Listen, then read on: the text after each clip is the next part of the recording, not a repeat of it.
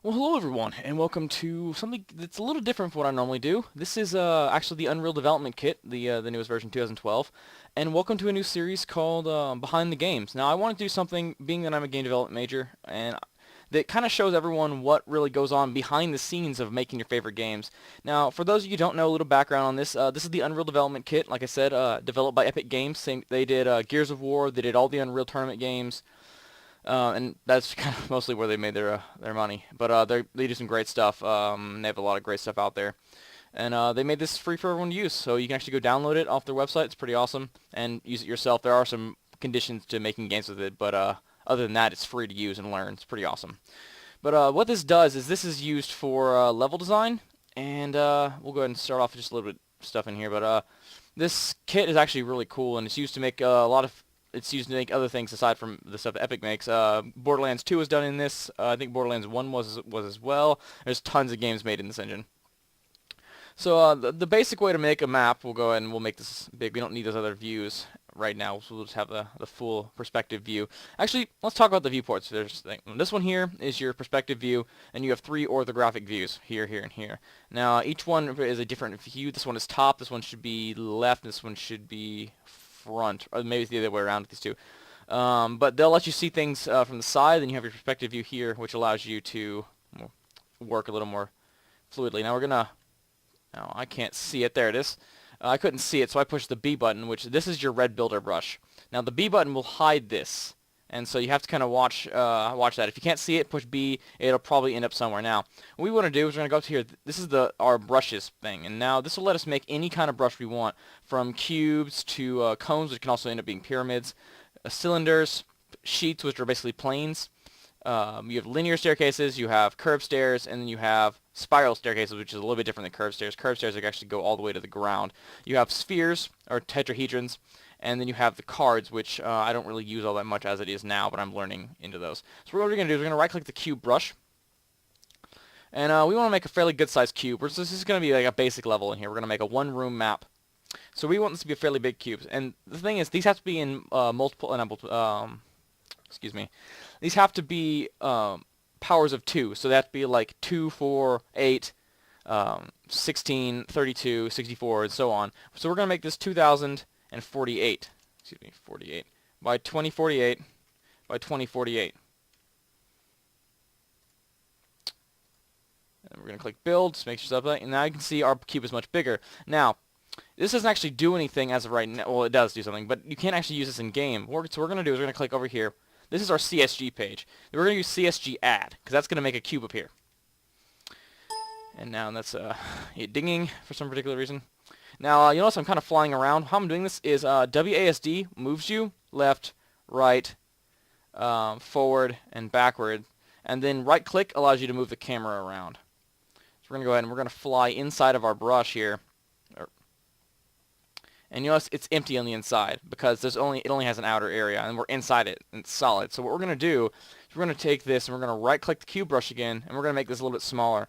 Maybe 1024 by 1024 by, oh, that's 2024, excuse me. 1024 by 1024. Click build again. And now you'll notice that our red cube is inside of our big cube. Our red builder brush inside of our big cube. So we're going to push CSG subtract, this button right here. Or also Control S works, but I like to click it. And what that's going to do is that's going to cut out a section of this. Now, if you're going to be making stuff in here and then exporting the levels out to some 3D software, the people doing your graphics, your 3D modelers are going to hate you for this. Subtraction brushes are actually fairly difficult to use and get to work right because they cause a lot of problems.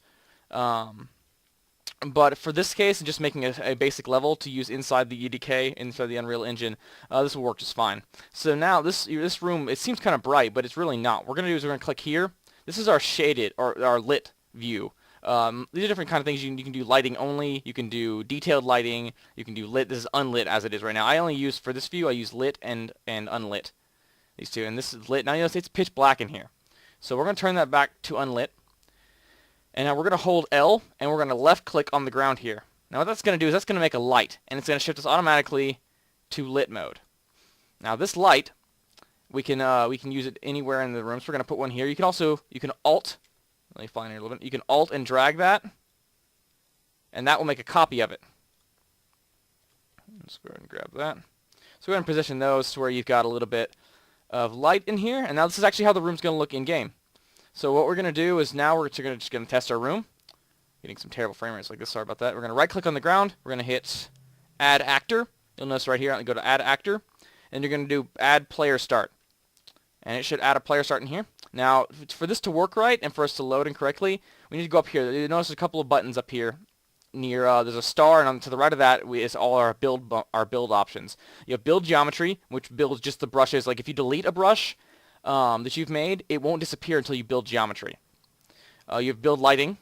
You have build paths. You have build cover nodes, which cover nodes I haven't actually found a reason to use that, but I'm sure it's something incredibly useful. And then you have build all. We're gonna click build all, and we're gonna let this build our scene. It's collecting the scene now. It might take a little bit. I have a rather slow computer.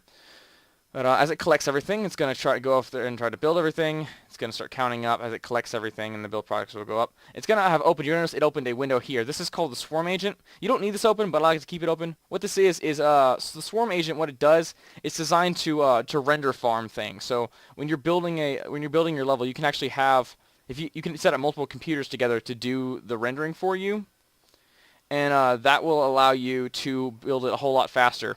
You would normally. Now it's saying we don't have production lighting, which is fine, and the kill zone has not been set. But since we have a completely inside level, we don't need to worry about that right now. So what we're going to do is we're going to push F8, and that's going to load us up a window. Now you can notice we can look around the room. It's a little bit laggy. Things a little bit blurry. Now I want to be able to run around and shoot things, even though there's nothing to shoot. So we're going to get out of that with Escape. We're going to go up here to View. We're going to go to World Properties. And then you're going to notice the game type, at least on mine, is already pulled down. But you're going to go down to game type. You're going to go to default game type and change that to UT Deathmatch, which is Unreal Tournament Deathmatch. And then you don't have to rebuild it. You can just go ahead and push F8 again. And you'll notice I've got a gun now. This also adds double jump and allows you to walk around and do various things. Alright, so this is a basic room, and you guys can go ahead and mess around with the CSG add, CSG subtract, and the various cube brush sizes to make even bigger rooms, and to make something that actually looks really cool and have a lot of fun. And so I'll let you guys play around with that, and I'll call it quits for today's episode. If you guys enjoyed, don't forget to push like and subscribe if you haven't already, and let me know that you have enjoyed this and would like to see more. I have plans to do other programs as well, such as Autodesk's 3ds Max, and possibly even Autodesk Maya if I can get into that. Which 3ds Max is actually the 3D modeling software used in Gears of War to do all the models, which is pretty awesome. I actually saw a video recently showing one of the concept artists. You know, this is black, but that's completely okay. It's just lit. You know, one of the concept artists was designing one of the bosses, and he did a video on it, and I watched that. It's really cool. I'll probably get into that in a little bit. But anyway, I hope you guys enjoyed. Thank you once again for watching. It really means a lot. And this is Gravion, signing out.